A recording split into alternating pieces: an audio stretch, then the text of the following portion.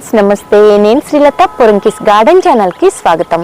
ఈరోజు వీడియో ఏంటో మీకు అర్థమై ఉంటుందండి. ఈరోజు వీడియో బీరపాదుల్ని మనం టెర్రస్ గార్డెన్లో ఎలా పెంచుకోవాలి అనేది నాకు తెలిసిన నాలెడ్జ్ నేను మీతో షేర్ చేయాలనుకుంటున్నాను.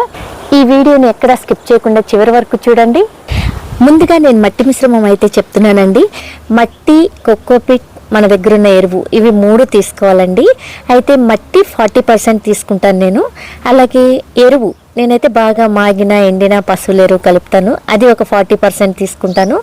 ఒక 10% మాత్రం వేపపిండి వేస్తానండి. ఒక 10% కోకోపీట్ వేస్తాను, అంతకంటే ఎక్కువ వేయను. అలా ఉంటే చాలన్నమాట. బీరపాదులు బ్రహ్మాండంగా పెంచుకోవచ్చు. లేదంటే కనుక 40% మట్టి, 40% మీ దగ్గర ఏదైనా ఎరువు ఉంటే వేసుకోండి, 20% కోకోపీట్ వేసుకోండి, అలా అయినా పర్వాలేదు. వేపపిండి మాత్రం స్కిప్ చేయకుండా ఒక 2 గుప్పులు వేయండి. ఇలా మట్టి మిశ్రమం ఉంటే సరిపోతుంది అనమాట. బీరపాదులు బ్రహ్మాండంగా వచ్చేస్తాయి. ఇక కంటైనర్ విషయానికి వస్తే ఇది 100 రూపీస్ టబ్ అండి. ఈ టబ్లో అయితే మాత్రం చాలా బ్రహ్మాండంగా అయితే బీరపాదు వస్తుంది. అదే మీరు గ్రో బ్యాగ్లో పెట్టుకోవాలనుకుంటే చూడండి, ఇక్కడ 15x15 గ్రో బ్యాగ్ అయితే సూటబుల్ అనమాట. చక్కగా వస్తుంది. క్రీపర్ అనేది ఏదైనా కూడా చాలా బాగా వస్తుంది, ఎందుకంటే లోతు ఉంటుంది, వెడల్పు ఉంటుంది. గ్రో బ్యాగ్ అయితే నేను ఇది సజెస్ట్ చేస్తాను. ఇక విత్తనాల విషయానికి వస్తే బీర విత్తనాలు ఇలా ఉంటాయండి. ఈ విధంగా బీర విత్తనం ఉంటుంది. ఈ భాగాన్ని పైకి పట్టుకుని ఈ భాగాన్ని భూమిలోకి పెట్టాలి, ఈ భాగాన్ని పైకి పెట్టాలన్నమాట. విత్తనం ఇలా పెట్టాలి. ఇప్పుడు కూడా మట్టిలో డైరెక్ట్గా పెట్టుకోవచ్చు, లేదంటే ఏదైనా సీడ్లింగ్ ట్రేస్లో పెట్టుకోవచ్చు. ఇలా పట్టుకుని ఇలా మట్టి లోపలికి ఒక 1 నుంచి 2 ఇంచెస్ లోపలికి పెట్టేసి మట్టిని ఇలా కప్పేయడమేనండి. ఇది ఒక పద్ధతి, చక్కగా వస్తుంది. మనకి 10 రోజుల లోపు మనకి వచ్చేస్తుంది అనమాట మొలక అనేది. వెంటనే ఇలా వాటర్ చేయాలి. ఆ వాటరింగ్ కూడా రెగ్యులర్గా చేస్తూ ఉండాలి. మొలక పైకి వచ్చే వరకు రోజుకి 2 సార్లు నీళ్ళు అనేది పోస్తూ ఉండాలండి. కొంచెం ఎండ తగిలేలాగా ఉండాలి. ఇలాంటి సీడ్లింగ్ ట్రే ఉందనుకోండి, దీనిలో కోకోపీట్ వేసుకుని కూడా మనం విత్తనం నాటుకుని ఆ తర్వాత చక్కగా దాన్ని తీసుకెళ్ళి మనకు కావాల్సిన కంటైనర్లో పెట్టేసుకోవచ్చు అనమాట. ఇక్కడైతే నేను చూడండి కొన్ని అలాగే పెట్టాను. ఈ విధంగా కూడా మనం విత్తనాన్ని నాటుకుని పెట్టుకోవచ్చు. మనం విత్తనం పెట్టిన తర్వాత 12 నుంచి 13, 14 రోజుల మధ్య ఇట్లా 4-5 ఆకులు వచ్చేస్తాయండి. ఈ 12 రోజుల బీరపాదు అనమాట. అంటే మనం మొలక స్టార్ట్ అయిన తర్వాత 5-6 రోజులకి మొలక వస్తుంది. ఆ మొలక వచ్చిన తర్వాత సుమారుగా 12 రోజులకి ఇలా 4-5 ఆకులు వస్తాయి అనమాట. ఈ స్టేజ్లో మనం ఖచ్చితంగా సపోర్ట్ అనేది ఇచ్చి పందిరి రెడీ చేసుకొని పెట్టుకోవాలి. మన అనుకూలంగా అనమాట. ట్రెల్లిస్ కానీ తడికలతో కానీ ఏదో ఒకటి పందిరి అయితే రెడీ చేసుకోవాలి. ముందైతే పక్కన ఒక కర్ర పాతి, టెర్రస్ గార్డెన్ కాబట్టి ఫస్ట్ సపోర్ట్ ఇవ్వాలన్నమాట.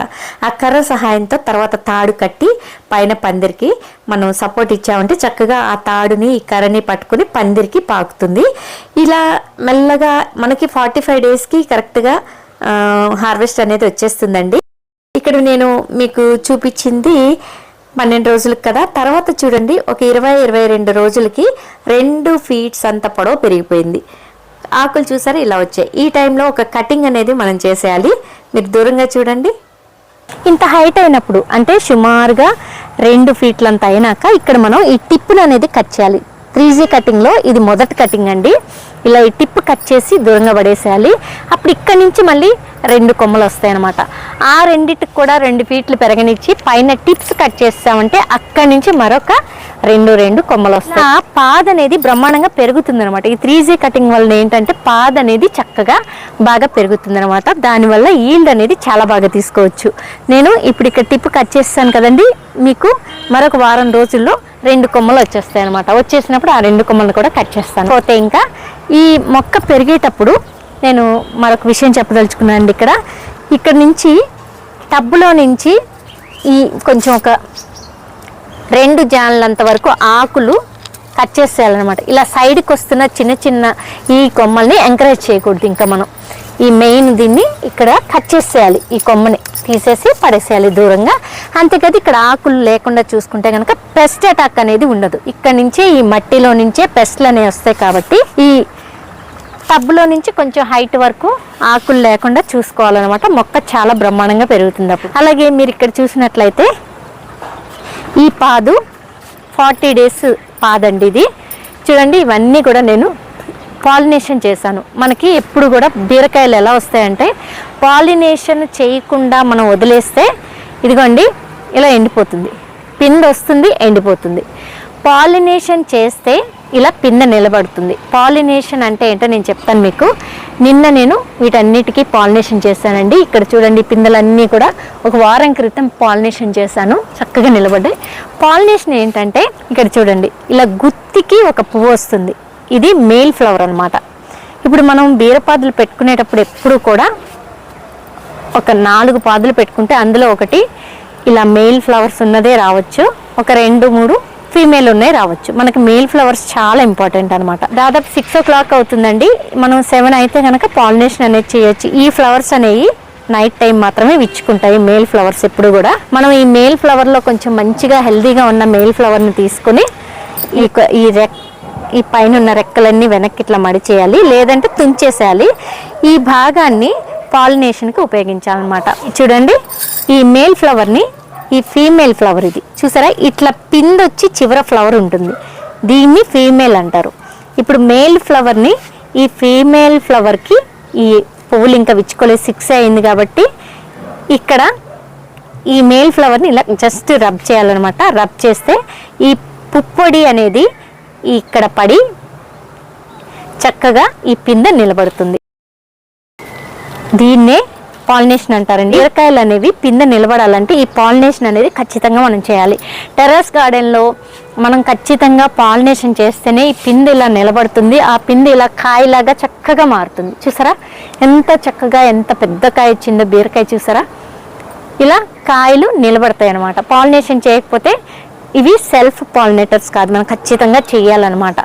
ఎందుకంటే పైకి తూనీగలు, గండు చీములు ఇలాంటివి పాలినేటర్స్ లోపలికి వస్తున్నప్పటికీ ఒక్కొక్కసారి పాలినేషన్ జరగకపోతే బీరకాయలు కాదు, ఏవి క్రీపర్స్ ఏవి కూడా నిలబడవు పిందెలు. కాబట్టి మనం సెల్ఫ్ పాలినేషన్ అనేది ఇట్లా మనం చేయాలి. చేతితో మనం మేల్ ఫ్లవర్ ఒకటి తీసుకొని ఇలా మనం పాలినేషన్ చేస్తే ఈ కాయ అనేది ఇలా నిలబడుతుంది.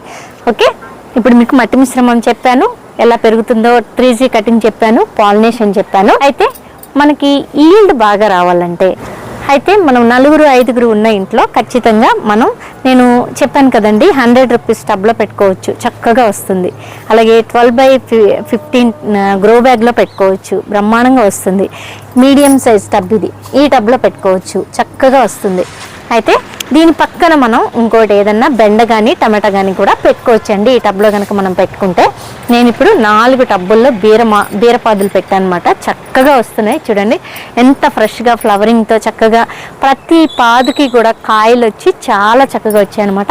ఇవన్నీ కూడా నేను నిన్న పాలినేషన్ చేశాను. ఈ పిందెలు నిలబడ్డాయి, చూసారా, ఈ పిందెలు నిలబడ్డాయి. మనం పాలినేషన్ చేస్తే పిందె అనేది ఖచ్చితంగా నిలబడుతుంది అనమాట. లేదంటే కనుక అవి అలా ఎండిపోతాయి, ఇందాక చూపించిన విధంగా. సో ఈ విధంగా తగిన జాగ్రత్తలు తీసుకోవాలి. ఇంకా పెస్ట్ అంటారా, అప్పుడప్పుడు ఇది ఆకులు ఇలా బ్రౌన్ కలర్లోకి వచ్చేస్తాయండి. ఆకులకి ఆకుముడత, ఈ ఆకు తొలిచే పురుగులు పడుతూ ఉంటాయి.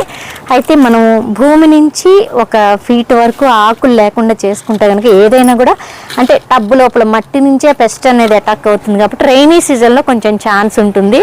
ఏవైనా ఇట్లా ఆకుకి ఇట్లా పాముల్లాగా గుర్తులు రావడం ఇలాంటివి ఎక్కువ చూస్తుంటాను. అవి మనకు కనపడని పెస్ట్లు అనమాట. వాటిని నివారించాలంటే కనుక బాగా పులిసిన మజ్జిగని ఇంత గ్లాస్ తీసుకుని 1 లీటర్ వాటర్లో బాగా డైల్యూట్ చేసి స్ప్రే చేయొచ్చు. అలాగే బూడిద కూడా చల్లచ్చు, లేదా నీమ్ ఆయిల్ కూడా స్ప్రే చేసుకోవచ్చు అనమాట. లేదంటారా ఇంగో వాటర్ కూడా స్ప్రే చేయొచ్చు, ఏదైనా పర్వాలేదు. చక్కగా ఈ పెస్ట్లను అయితే పోతాయి. చాలా ఈజీగా అయితే బీరపాదులను పెంచుకోవచ్చండి. మనం మంచి మట్టి మిశ్రమాన్ని తయారు చేసుకుని పెట్టుకుంటే కనుక చక్కగా పెరుగుతాయి. ఈ విధంగా మీరు పాలినేషన్ చేసుకుంటూ మట్టి మంచిగా పెట్టుకొని ఎండ దాదాపు 3 నుంచి 5 గంటల పాటు ఎండ తగిలే ప్లేస్లో ఈ టబ్బులు ఖచ్చితంగా ఉండాలి. బీరపాదులకి ఎండ బాగా తగలాలి. ఆ ప్లేస్లో పెట్టుకుంటే కనుక బ్రహ్మాండంగా బీరపాదులను అయితే మనం పెంచుకోవచ్చు. మరి ఈ జాగ్రత్తలు తీసుకుంటే చాలండి.